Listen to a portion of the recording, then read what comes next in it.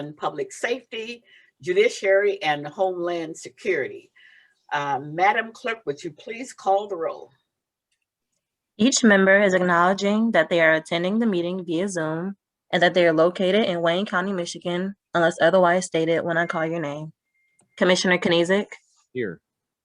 Commissioner Kinlock. Present. Commissioner Basham. Here. Commissioner Scott. Present. Chair Clark Coleman. Here. You have a quorum present. Thank you, Madam Clerk. Chairwoman's remarks. I have none, so we can move on to the next item. C, approve of the June 9th, 2021 meeting minutes. So move. Do I have a support? Support. It's been properly moved by Commissioner Scott, supported by Commissioner Basham. Are there questions on the motion? Hearing none, all those in favor, please indicate by saying aye. Aye. Those opposed? The motion carries. Madam Clerk? D, unfinished business. There is none listed. Thank you. Go ahead. Item 1, under new business, communication from Samaya Harb, Director of Administration, Sheriff's Office, forwarding the monthly report on overtime costs. Okay, who do we have here? I understand that Samaya is not here today, but who do we have here from the Sheriff's Department? Good morning. My name is Jerome Pokornia from Sheriff Administration. Okay, you want to just briefly tell us what this is about? Certainly. What you have before you is, as required by ordinance, it's the monthly report on overtime that Director Harb submits. This is through May 20th. It shows that the overtime budget is $9.5 million. As of May 20th, we recorded an actual cost of overtime about $8.6, $8.7 million. And if you straight line project that, that comes out to about $13 million for 12 months of the fiscal year, which is pretty much in line with fiscal year 2020. And as I'm sure as stated was before, a lot has to do, it almost entirely has to do with the hiring and retaining of police officers. Something that you're having deep problems with. They are indeed, but I mean, they are upping the recruitment as much as possible. Let me ask you, so is it, are we still having problems with bringing people on because of our benefits, or are we competitive with those benefits? I suppose there'd be someone in recruitment might be better to answer this, or Samaya Harb herself, but from what I've understood, it has to do with the salary and benefits relative to the other communities around.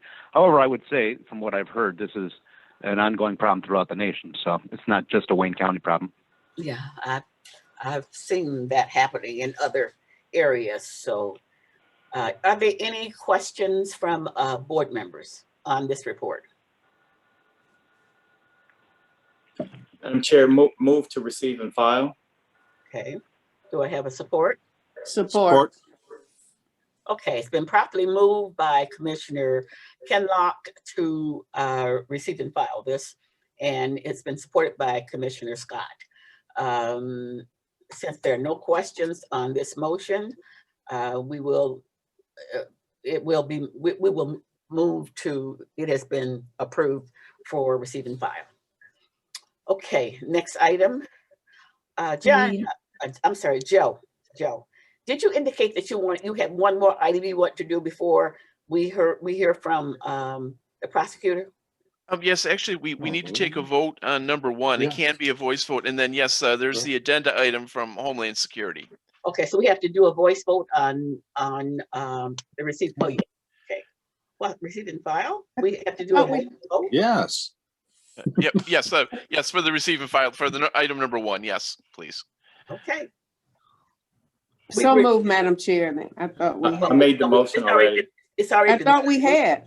Yeah, we did. So, but I thought that we could take this all at once. We don't have to do a separate roll call. So all those in favor, please indicate by saying aye. Aye. Aye. Those opposed? The motion carries. I misunderstood you, Joe. Go ahead. Moving to the addenda, item 3, requesting commission approval of a sole source purchase with CMP distributors. Okay, we have, from the sheriff's department. Wait, is this the sheriff's? Yeah. Oh, no, this is Homeland Security. Who do we have here from Homeland Security? Brian Herman, Homeland Security's on the phone.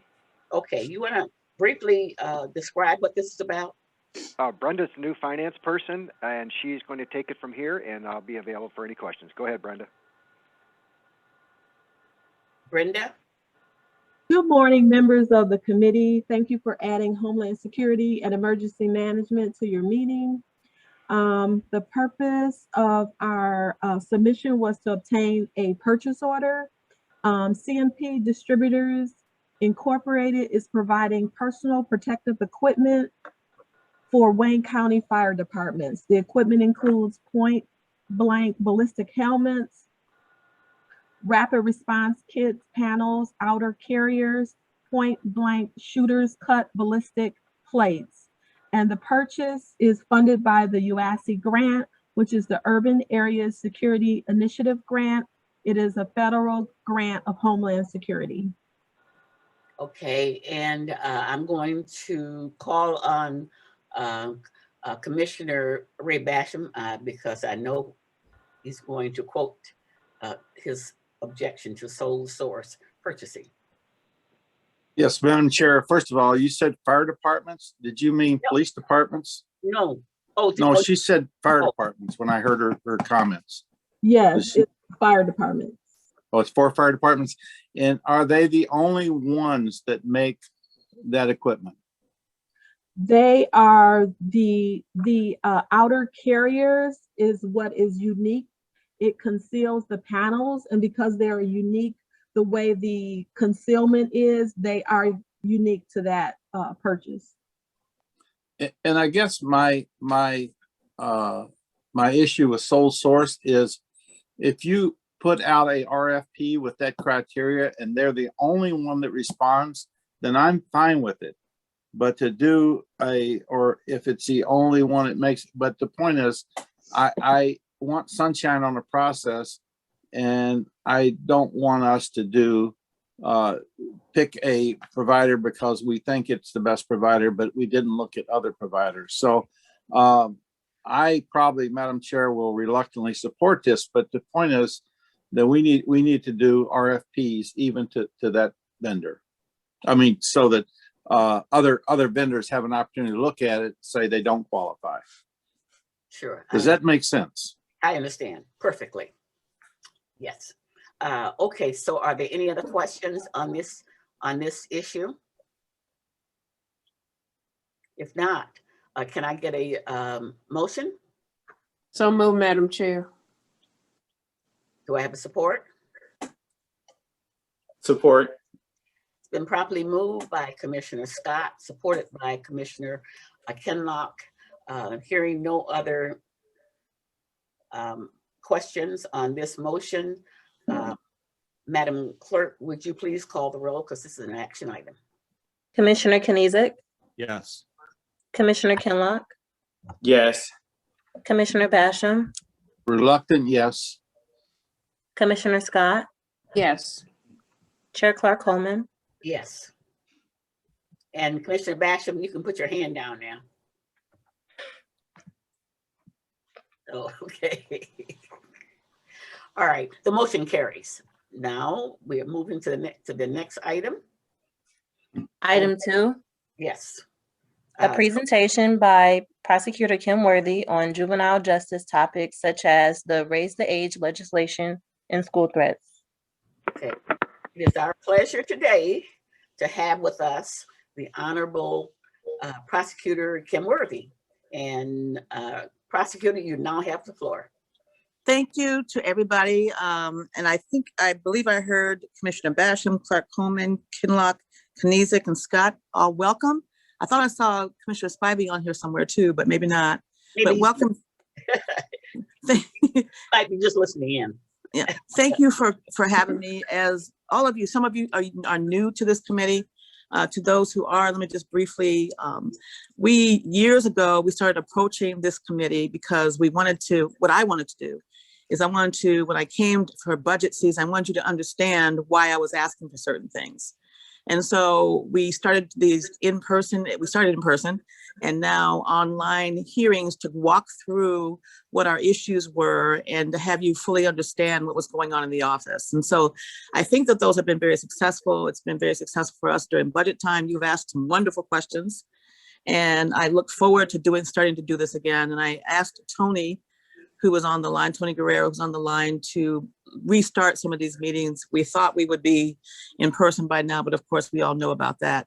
And so I want to just mention that I have Bob Heimbuck on the phone on this call or on this Zoom. He is the head of my juvenile division. He's the chief of the juvenile division. He'll be speaking to you about raise the age and a few other issues. And then Emily Corwin is on the call. I know you know her. She's in charge of my grants and legislation. Has her finger in everything, doing a wonderful job. And of course, the wonderful Tony Guerrero that we all know that keeps you informed on everything. So we want to continue these because we know we want to foster understanding. And we also want to just, not just show up at budget time. We want you to know how our office works and why we're doing certain things. So let me just talk about a couple of things very briefly, because I don't want to take away from Bob's time. I want to just bring forth 3 issues that we're going to bring to you later that we've been talking about for years. People are slowly now getting on board. As Commissioner Bell and this body knows, we brought to the attention several months ago the drag racing issues we were having in Detroit and the number of children that were losing their lives. And so you quickly moved and modified the ordinance that we had. And I think that was done by Commissioner Varga. And that's been very helpful, but that continues to be a huge issue. So I want to update you on that at a later time. I want to update you on the fatal crashes that we're having that are criminal, people not stopping at lights and not stopping, just driving crazy, as we've all witnessed since the pandemic started. I want to just walk you through. We probably had 75 incidents like that. And a lot of them, the people have lost their lives in Detroit. And then domestic violence, is always a challenge. We want to talk to you about that. I want to just briefly give you some numbers. I don't want to take away from Bob's time. In 2018, we were looking at anywhere from 7 to 12 domestic violence homicides. 2018, it jumped up to 12.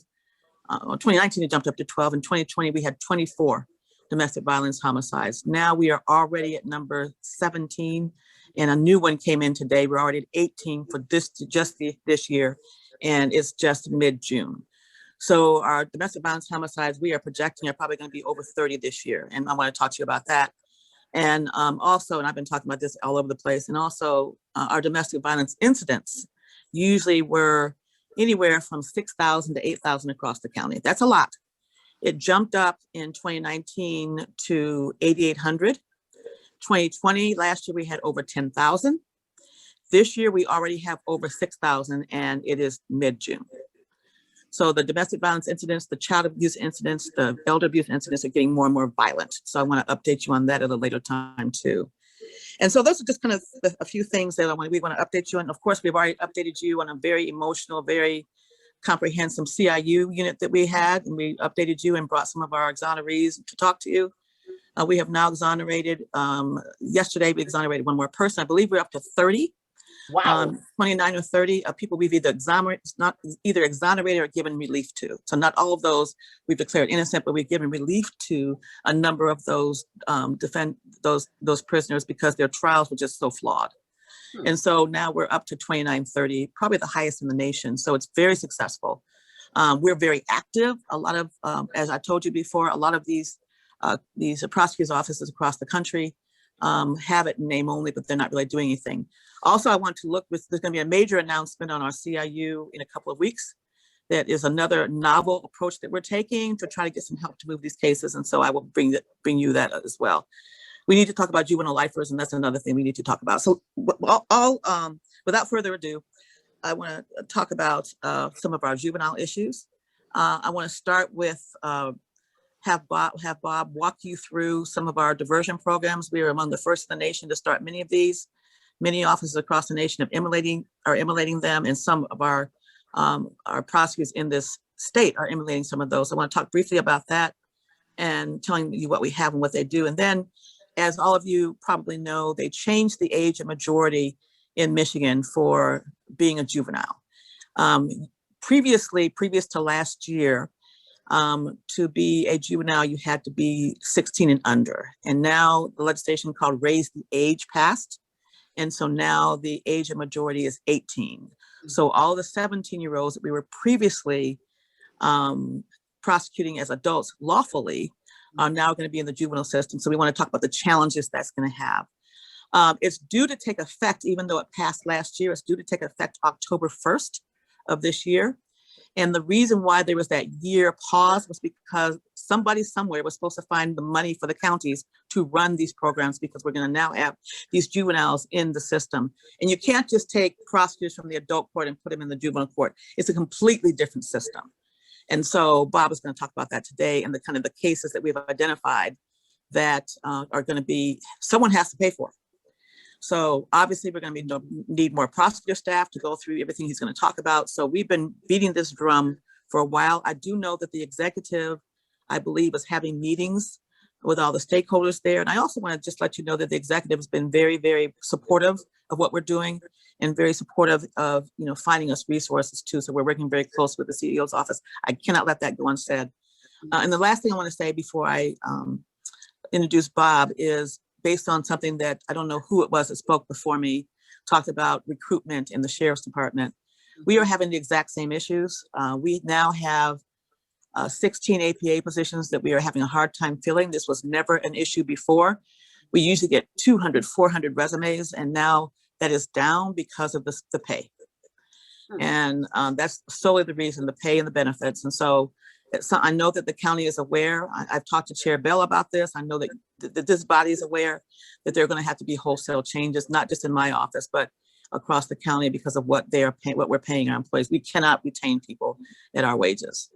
And so we're well behind all the other major counties, and we're second to last in this entire country as to what we pay our prosecutors. So without further ado, I always like to go ahead. Before you go there, didn't I hear something about the county or the executive office is now reviewing some of these positions? Yes. To see about our ability to raise salaries.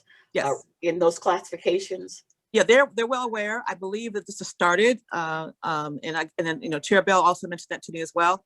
So I don't know where they are in the process, but I do know it's an issue that they're very committed to looking at and changing. Yes. But this is not just an issue with the sheriff's department and the prosecutor's office. It is a problem throughout the county. And yes. and that's one of the reasons that we're having problems recruiting and retaining employees. So I thought that I had heard someone say that the executive office, it might have been let's see, what is it? Might have been Janelle. Janelle might have been the one that I don't want to say that for sure, but I think I remember her saying that. Yeah, I try to stay in my lane, but all I can tell you is we have approached that they have told us that they are very aware. It's a countywide issue, and we're continuing to work on it. Yes. Okay. All right. So now you can go ahead and introduce your staffer. So Bob Heimbuck is the chair, is the chief of my juvenile division. Does a great job. We try to do a very good job in the juvenile division about keeping juveniles out of the system. And if we can't keep them out of the system, we are trying to make sure that they don't traverse the bridge into adult criminality. So we've been working with them for a very long time. So I just want him to talk a little bit about that, tell you about Talk It Out, which is one of our mediation programs that we do now. Very few people in the country are doing that. We want to extend that to adults. We're working on that. And so, and then he'll talk about Raise the Age. So without further ado, and without me taking any more of his time, Bob Heimbuck. Thank you so much. Good morning, everyone. Thank you for the opportunity to address all of you. As Kim mentioned, you know, we're really, really proud of our juvenile diversion programs. Prosecutor Worthy has been at the forefront of diversion, particularly on the juvenile end, for many years, and has been really an example for not just the other prosecutors in the state, but throughout the country. And our programs have been heralded with their effectiveness and innovation. We have several successful diversion programs. One of them is called Right Track Program. It serves hundreds and hundreds of juveniles across Wayne County each year. We divert 600 to 800. In some years, it's been close to 1,000 youth through this program. And what diversion does is basically gives a juvenile the opportunity, if they're willing to take responsibility for their conduct and willing to participate in this program, and if they successfully complete it, we agree in return to have their case dismissed. So it doesn't follow them. It's not a blemish on their record that could impact their future. The program, we work with service providers, so it operates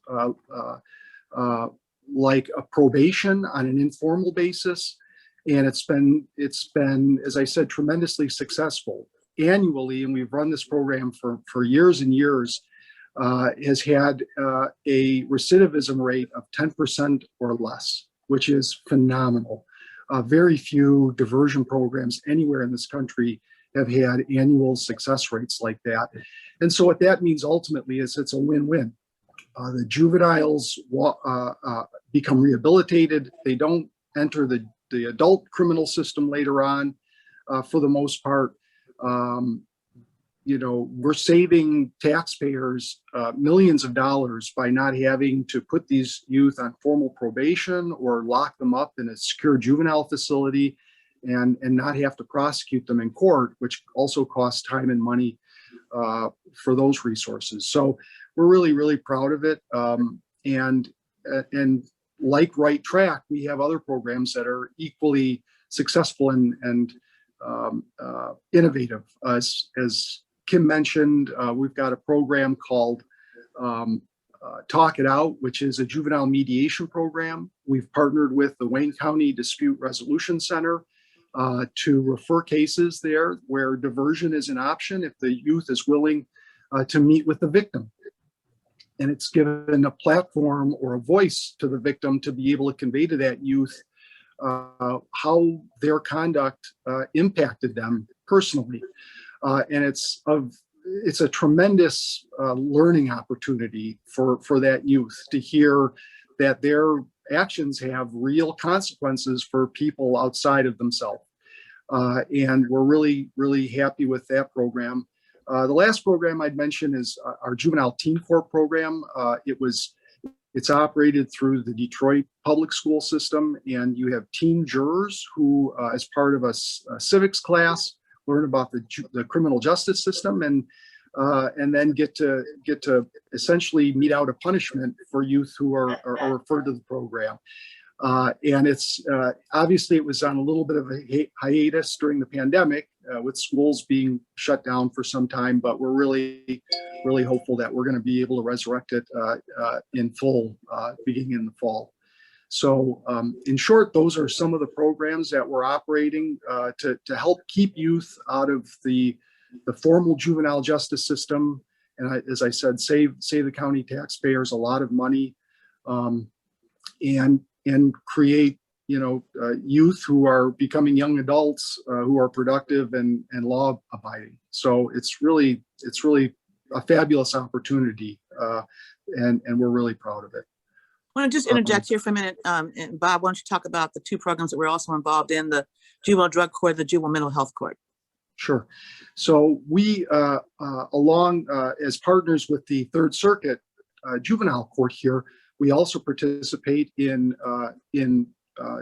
weekly juvenile drug court program here that operates in 2 courtrooms weekly, as well as a mental health docket here that we refer youth to who have underlying mental health issues that need special attention.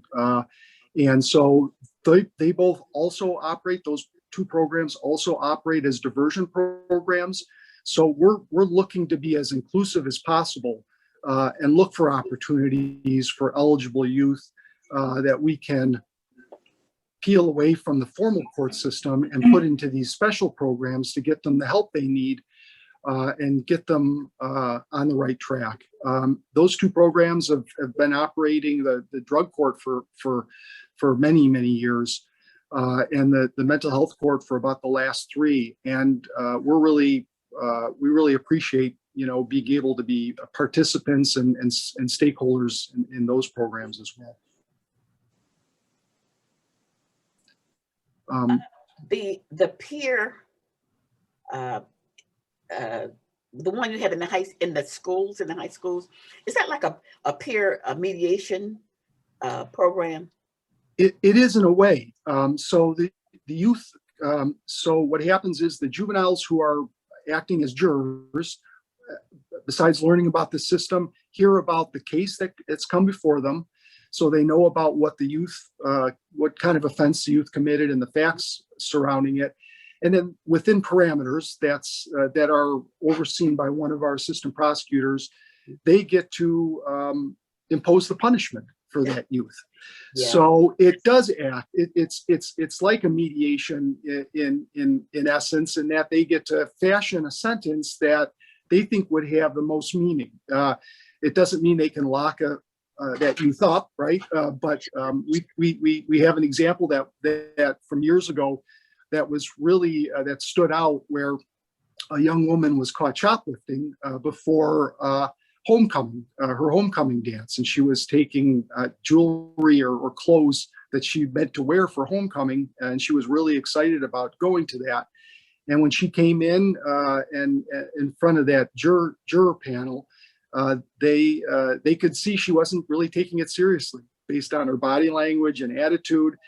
And they came up with an incredible sentence that resonated immediately. And that was, they prohibited her from going to that homecoming dance. And I tell you, that was the one thing that, probably, either us as prosecutors or the judge wouldn't have thought of. But right. It had the most impact. And so, sometimes the peers have insights into their colleagues that we as adults don't. So it's a wonderful teaching opportunity, not just obviously for that youth that's committed an offense, but for everybody that's participating. And we really, it's been a really great program to be a part of.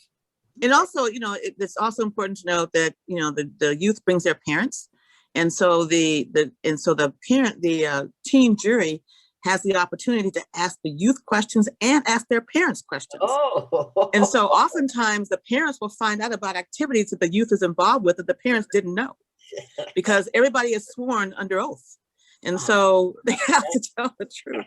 And the other part that I like about this program is one of my favorite programs, and Bob just told you my favorite story, is that I get so many letters from not only the parents whose youth was the subject of the offender, but also from the youth that serve on these juries.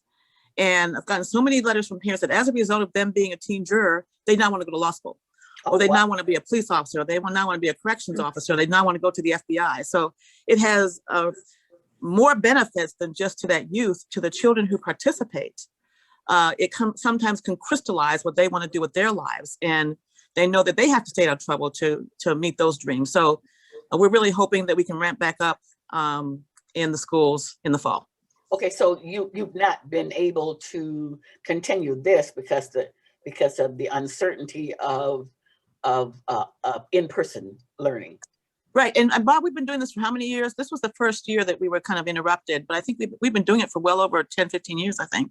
Yeah, I remember going to a high school that had a program of this sort, and it might have been under your direction, but I was told by the principal how effective the program was, and they would take that punishment from the kids in stride. They, and they seem to get more out of it with their peers involved. So yeah. And we even had one school build a courtroom, I believe, Bob, isn't that right?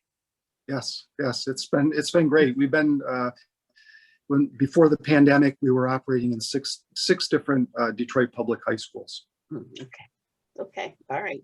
I don't know if you want to take questions before we move on to raise the age. Why don't Commissioner? we take questions on this particular presentation, and then we'll do it for the next, because they might, sometimes you forget some of the things that you might want to ask. So on this particular one, we will open it up to board members who would to see if they would want to ask any questions on this portion of the program. So I have no question. Just want to commend you for the program and just continue the work. And I'm sure that it'll be absolutely even more beneficial as the schools are reopening and the young people become readjusted of actually having to go return to the classrooms. Okay. Any comments from any other board members? I think I have my hand up. Oh, I'm sorry, Mark. I didn't see you, Commissioner Scott. Would you? You can go ahead. All right. Are you still able to do the drug court? I've attended a number of their graduations, and I think that is just a great program. Yes, we have been continuing the drug court throughout the pandemic. Okay. We've been, like many of our hearings, we've been conducting them through Zoom, but the youth still have to present physically to do drug screens, for example, and meet with the probation officer or the person that's their caseworker that's working with them to make sure that they're getting the counseling they need and the drug treatment that they also need.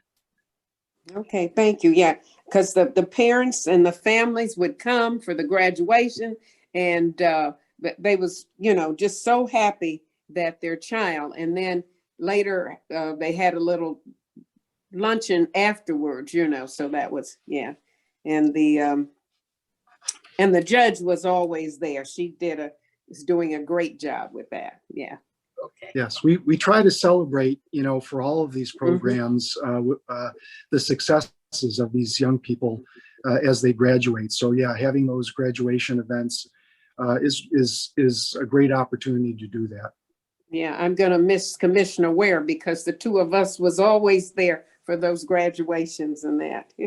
Well, thank you for your participation. Yeah, Commissioner Scott, we added it up last summer, I believe.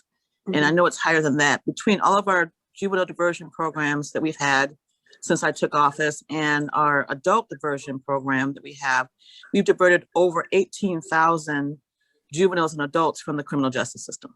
That is just fantastic. I'm sure it'll be up to over 20 at some point soon. So thank you so much for that, you and your staff for those programs. Yeah. Okay. All right. Prosecutor, we can move to your next presentation or your presenter. Thank you. So I think the next topic was the raise the age legislation that Prosecutor Worthy mentioned. That's going to take effect on October 1st. So I've been in regular meetings with the Third Circuit as well as all the other stakeholders here in the juvenile court because it's going to impact all of us. We estimate based on prior years that we're going to be getting an additional 600 to 800 new cases each year. These 17-year-olds that will come to us that were otherwise going to be in the adult system. So that's a lot of cases on top of what we already have as full dockets here at Lincoln Hall and at the juvenile detention facility. There are a lot of issues. There's logistical issues about having, older kids mixed with younger kids. There's procedural issues that we've been talking through. But for us in the juvenile division of the prosecutor's office, it's bottom line, it's going to be more work. The court is at this point planning to add 3 new court dockets to accommodate these new delinquency cases. They're anticipating adding a visiting judge and 2 referee court dockets. So right out of the gate, we're looking at, 3 additional courtrooms that we're going to have to staff in addition to the 6 current judges that hear cases and the 7 referees that hear cases every day. Besides the prosecution part of it, these new cases all need to be reviewed by the juvenile staff here. We're a standalone division since we're removed from our main office physically, so we do everything in-house. So when a new case comes to us from the police department, the first thing we have to do is review it to determine whether or not we have, whether charges are appropriate. So those are 600 to 800 new cases that in addition to what we're already seeing each year, the thousands that we see, that we're going to have to review either for formal prosecution or for diversion, potentially for one of our diversion programs. And then if charges are filed, then we're looking at prosecuting those cases in any of the courtrooms in addition to the new ones that the court here is looking to add.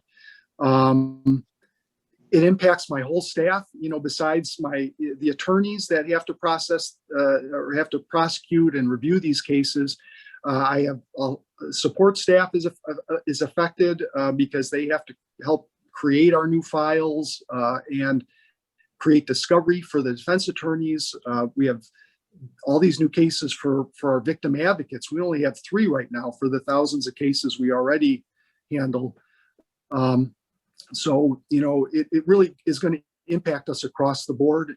And so we're concerned about it. We're not going to get 600 to 800 new cases on October 1st, but it won't be long before we're going to be feeling the impact of all these new cases. So it's something that we're trying to prepare for, just planning wise, but really it's the staffing issue that's going to be the most urgent. And you can imagine with older kids, we're predicting we're going to see more complex and serious cases. And generally that's what we see here, is that the older the youth, typically the more serious types of cases we see. So, that takes additional work. So we'll see. We're hoping for support down the road as we have to address these new young adults in our juvenile justice system. We did put an additional 3 juvenile prosecutors in our budget. I believe it was 3, because if they open up new courtrooms, that's great for the court, but they have to be staffed by a prosecutor. Right. And so that's an additional issue. And I know the court has to pay the visiting judge, but that's not my concern. That's their budget. My concern is with already being understaffed, we have to fill these other courtrooms. And Bob, just talk about a little bit about the differences in the hearings and the stat hearings and all of that goes on in the juvenile court that's completely different from the adult court. So we can't just substitute prosecutors in. It's very, very different. We'll just talk about that for a minute. Sure. So really the juvenile system is got, as you'd expect, some similarities to the adult criminal system, but it really is a whole different body of law and procedures and terminology. And some of it is you can see in the types of hearings we have. In the adult criminal system, unless there's an appellate issue, once an adult is sentenced, the Department of Corrections takes over, and you usually, as a prosecutor, don't have much to do with that case after that point, after the sentencing phase. But in the juvenile system, because rehabilitation is so fundamental to the juvenile justice system, our juvenile cases after sentence continue. In that the youth are brought back before the jurist, either the referee or the judge, every few months to monitor how their rehabilitation is going. And that can go on for years.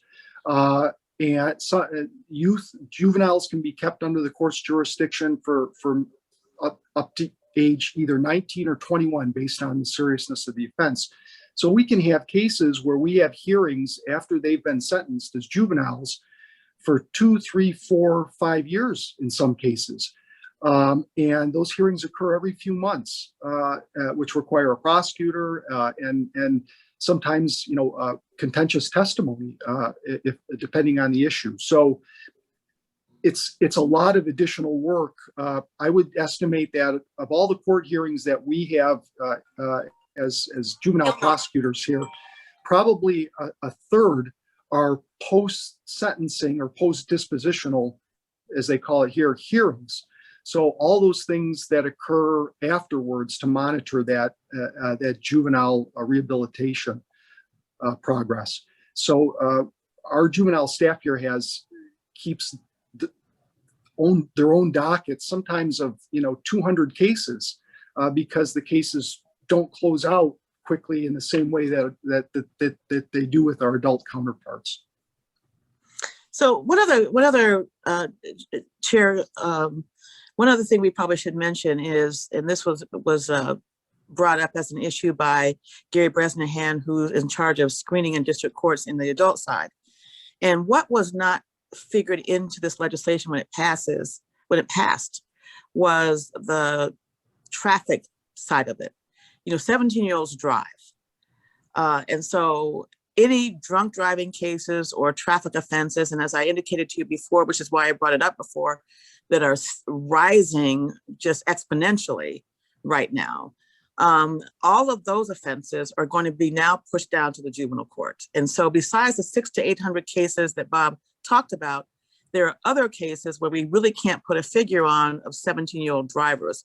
When we've tried to do that, and it comes up to probably twice as many cases now as Bob has mentioned, twice as many as the 600 to 800, but we can't quantify that right now because we don't keep those kind of stats. And so all of the 17-year-old drivers and all of their offenses are now going to go push down to the juvenile court, which is going to even more impact staffing and other issues. So anytime a 17-year-old is arrested for drunk driving or drag racing or anything else that's going on, the higher level traffic offenses that we prosecute is also going to impact on this whole system. So I would be remiss if I didn't mention that.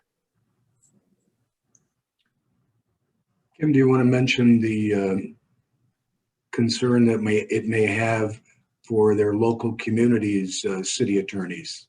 Yes. All of you, of course, represent a different community of Wayne County, and all of you have in your particular offices, your particular jurisdictions, city attorneys.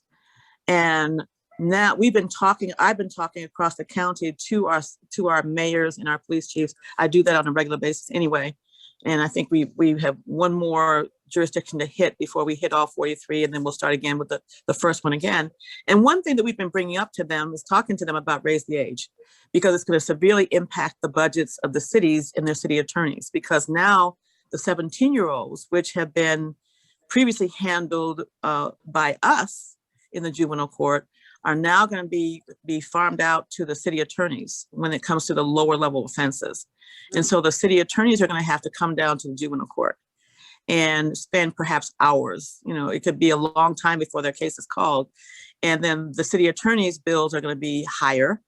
And so the cities are also going to feel an impact. The cities, townships, and municipalities are also going to feel an impact in their budgets. And so when we tell the mayors this, especially in our smaller jurisdictions, we were out in Gibraltar on Monday, it was something that's going to really affect them because their city is so small and their budgets are small. So now we let them know that this was coming, and that now their city attorneys are going to be, their budgets are going to be higher for just them. And the time that they are going to be spending away from doing other things in their relative cities are going to be spent waiting for the cases to be called in juvenile court. So this legislation is going to impact everybody in the county. Now Tony, is there something you want to add on that? But when does this take effect, October the 1st. October 1st. Wow. Madam Prosecutor, I think you've hit it perfectly. Oh, no, our commissioner is talking now. Yeah. I really hadn't thought about how it would affect the local communities, but previously we had that responsibility. Right.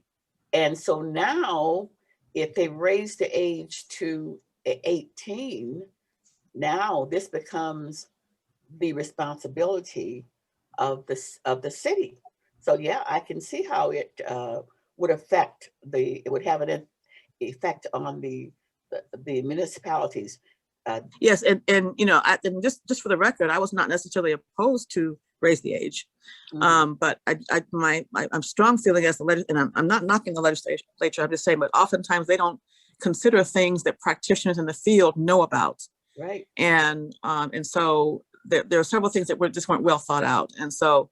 But it's going to be, we really tried hard, and, you know, I know Emily's on the phone, on the call. We really tried hard to make it known what the impacts were going to be, and especially to the counties. And I know MAC was supposed to be a big part of that, and I don't know. So maybe Emily has more information than I do.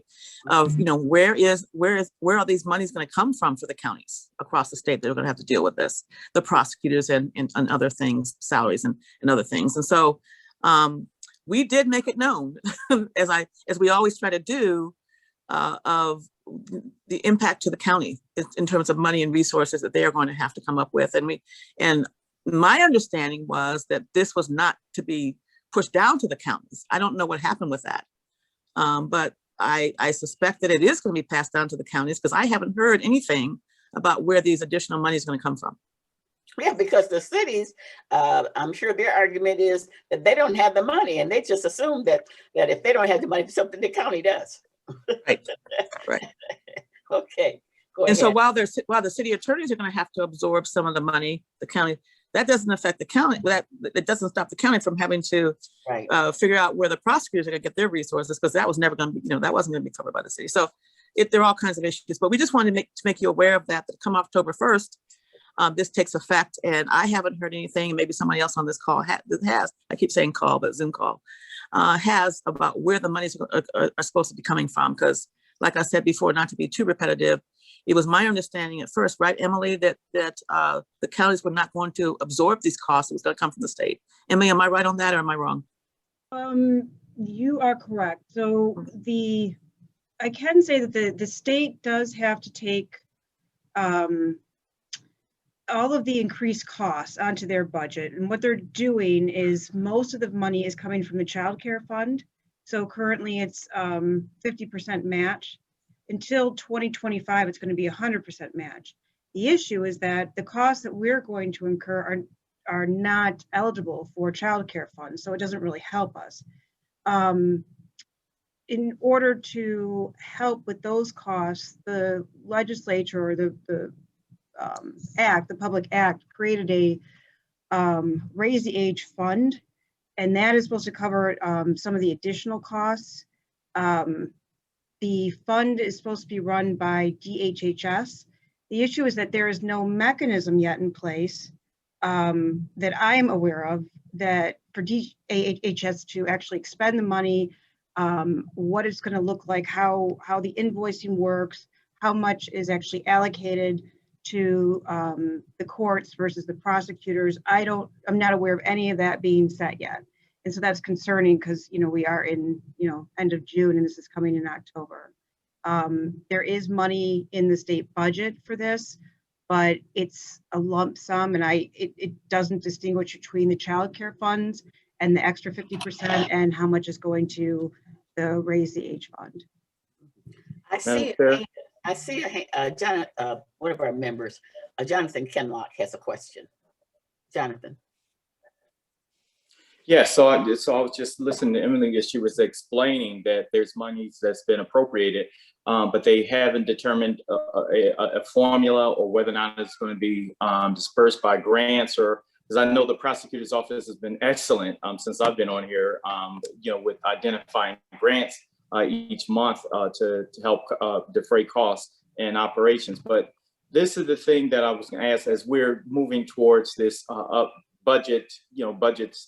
next budget season.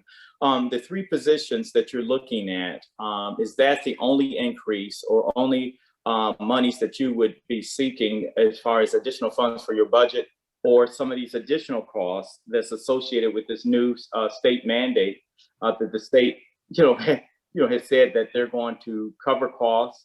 Are you going to be proactive and try to have the money in your budget to cover the cost, and then look at whether or not there would be a reimbursement sort of model for the county? Or Well, I am hoping, thank you, Commissioner Kinlock. I am hoping that it will shake out something like the Juvenile Lifers has. Now, I'm just speculating right now. And that's where there was a money that was available that we had to then apply for after the fact. But I think what Emily was saying is that for the CFOs and some of the other monies, that their costs are supposed to be covered by the state, but it didn't take into effect, as people never do, about what the prosecutorial costs and some other costs were going to be. So as far as I know, and I'm not looking at our budget now, as far as I know, the only thing that we've asked for are the 3 additional people to cover the courtrooms that the court is expected to open up to handle these cases. And I think that's right, Bob. Okay. So staff-wise, are you eligible for any of the COVID funds or anything? That's something that we're working on now with the county, so I'm not prepared to discuss that. That's something that we are also talking about with the county and giving them, information on what we could use. And so I know we're in the midst of those talks right now, so I don't want to talk about it now, but we have let them know what our needs are, our one-time only cost needs are, and so we're currently in I don't want to say negotiations. We're currently talking about that. Okay, as long as you don't have to go any further. I just want to make sure that you were looking at that. But yes, absolutely. I'm always looking for any kind of funding anywhere that I can get, and we'll be coming back at some point and talking about our efforts to get funds from the new administration. The good thing is we had a very good relationship with the Obama-Biden administration when it came to the rape kits and other issues. And so we're trying to play off of that. Ever since he was elected, I've had my hands and called everybody I knew to get that started. Emily spends probably 150% of her time trying to look at every grant opportunity to figure out if we can be creative and be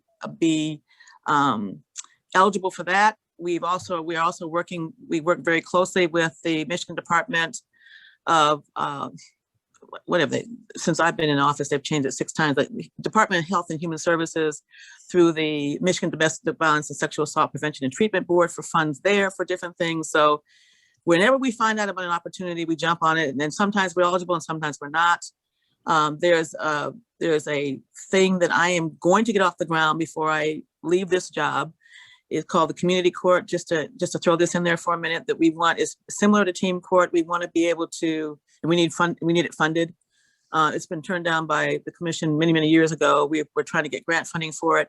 And it basically works just in a few words with, like the team court, we want to identify 2 different sites in Detroit, 2 different sites out county, where we train members of the community to work with our prosecutors and work with the courts to have them be the decision makers on what happens to individuals that either terrorize or traumatize their communities. For example, if we just picked Indian Village, for example, they have a huge auto theft problem and house theft problem.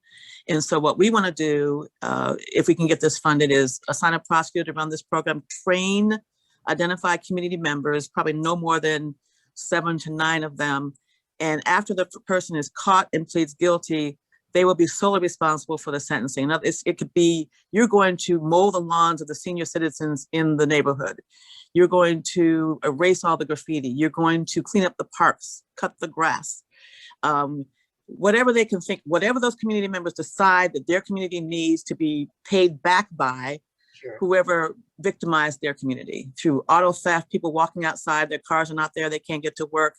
And we are trying to keep them out of jail and prison and have them do these tasks, whatever the community members, whether it's Brighton or Indian Village or 2 sites outside of Detroit, whatever those members decide after we train them, that's going to be the sentence. So that's what we're trying. I talked to Emily the other day. I want grant funding for that. I got to get this program up and running.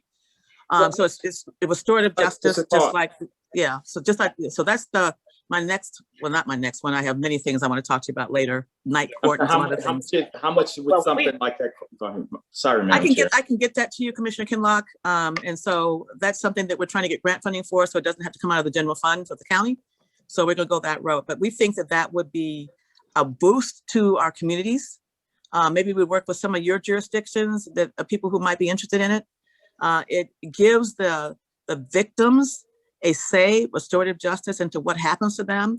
We want to reduce the jail population by having them do other things outside the jail. So it could be very helpful to the county. And my thought has always been whether any savings of money benefits my office or not. If it benefits the county, it benefits me. Okay. And so that is something I've been looking to do since 2005. I have not yet been successful, but it's called community court. So something I came up with a long time ago that we've been trying to do. I don't know how I got off into that tangent. I'm sorry, that wasn't part of the question. Commissioner Scott has her hand up. Commissioner, did you want to make a comment?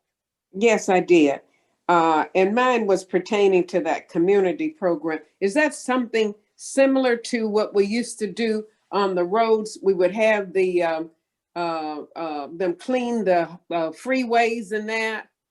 Well, I think that was a part of a sentence that a judge may give, but that's it's the same idea. It's the same idea. Yeah, same idea that to have them clean up what they may have. Yes. They may not have done anything on the freeway, but they did something somewhere, and that was a way to stay out of jail or get their sentence cut or whatever, and at the same time benefiting the county. So it's the same concept. Okay. And when I remember before when I said community court, it didn't mean 36th district or somebody else was going to take their court into the school. That's not what I mean. This is where the community members themselves are going to be the deciding factors in what happens to this defendant, and be very creative. Okay. Yeah. Okay. Do you know about how much that would cost? Commissioner Kinlock asked that same, but I'm going to find out. Emily, I don't think Emily probably doesn't know at the top of her head, but we can certainly get that to you. Okay. And the 3 prosecutors. I'll get that to you as well. That's in our budget. We will email that out today to okay, you. but it's in your budget. We're both on Ways and Means, and so that's why it's in the budget. It's in the budget. Yeah. See. Okay.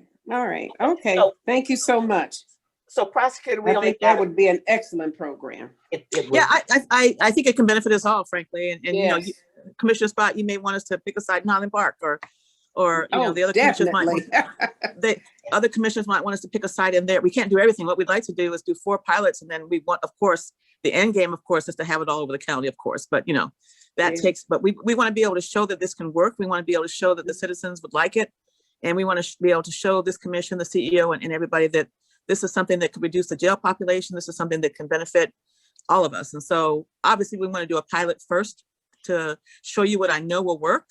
And then we can talk about it later on about expanding it to the rest of the county. But I'm really, you know, Emily is actively looking for grant funding for restorative justice or whatever funding to fund this. So it doesn't come out of the county budget, which I didn't put it in my budget. I don't think I put it in the budget. So this is something we want to show that can be sustainable. And so we really think it will work. The staff would be obviously a prosecutor or 2 to run the program, coordinate everything, teach the jurors about the law, about what they need to do, monitor everything to make sure they're doing everything in a lawful manner. Coordinating with the judge, of course, which is a major part of it. The judge has, at the end of the day, has to accept that, just like they do in the teen court. The judge has to accept the recommendation for sentencing. But we haven't had an issue with that in teen court, and so I don't expect we're going to have an issue with that either. And so, just a creative way, stop blight, all of that. Right. So, and since it's a pilot program, we should be able to get some of those CARES dollars for that. Okay. I don't think it falls under. I'm not an expert on that. That would have to be Corp Counsel, but this is not a result of the pandemic. This is just something we've been wanting to do for a long time. I don't think we can probably tie it to that.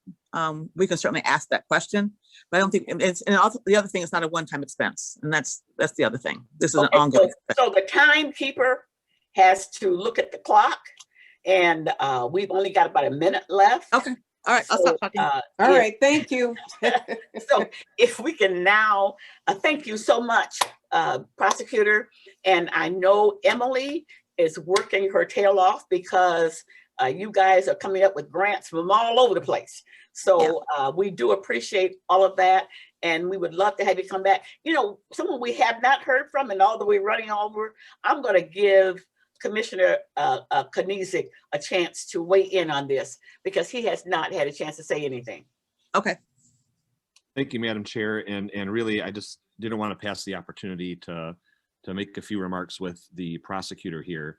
We all in Wayne County, know the prosecutor and her work. I have been very blessed to also, sort of see that in Lansing, in my previous roles with the Attorney General's office. And when I tell you, we attend these prosecuting attorneys association meetings, right? It's prosecutors from all 83 counties, 99.9% of which look just like me. And there's one person in the room that looks just like Prosecutor Worthy. When I tell you, the prosecutor makes these men shiver in their boots. That is funny. She takes no guff, and I absolutely love it. And I'd be remiss if I didn't mention Emily and some of the phenomenal work that she does on behalf of the prosecutor as well. And so, I just wanted to say thank you to Prosecutor Worthy for her leadership on these issues. It's not just here in Wayne County, it's a statewide impact that she's having, and people's lives are better because of it. And so just really appreciate her being here today and the work of her team. And like I said, I'd be remiss if I didn't at least take the opportunity to recognize that and uplift that and say thank you. So that's all I have. Well, thank you. Thank you so much. I Amen. was on the phone with the Attorney General yesterday. We're always looking for ways to collaborate and save money and do things together as well. So thank you so much. Yes, and you know what? We really do appreciate this. This educates us, but as well. So we certainly thank you for being here today, and let you know that we love Tony. He is here, provides us with whatever information we need, and so we just love him, and we love all the help that he provides us. And I see somebody else that hasn't had a chance to say something. So although we're running over, I'm going to let Commissioner Basham have the final word. I'll be laconic. I'm glad I wrote the words that Commissioner Knizek said. So Kim, they were my words. Thank you. Okay, so now we're going to move on back to the agenda. And Madam Clerk, we now will move to, turn over to you. We go from here to Such other matters as may be properly submitted before the committee. I have not been informed of any. Public comments. Okay, will you please unmute our participants here? And I will ask if there are any comments from anyone who is following this meeting on Zoom, or if they're on their phone. Now is the time for you to make that comment or those comments at this time.